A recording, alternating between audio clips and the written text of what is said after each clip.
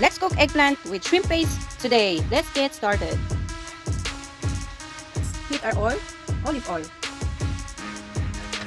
Let's saute our onions.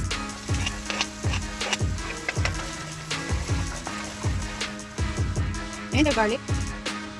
Minced garlic. Let's add black pepper. Shrimp paste, guys. This is gonna be our salt.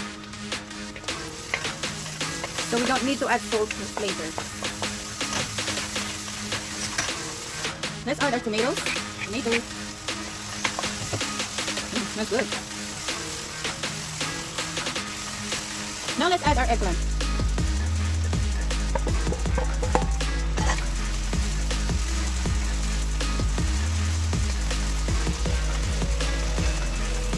Cover and let it cook for about 3 to 5 minutes.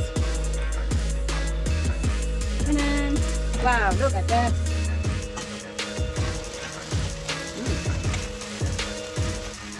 Let's add our sesame oil.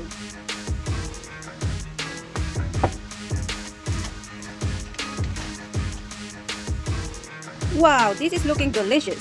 This is it, guys. It's very quick and simple. Thank you for watching, and until next time.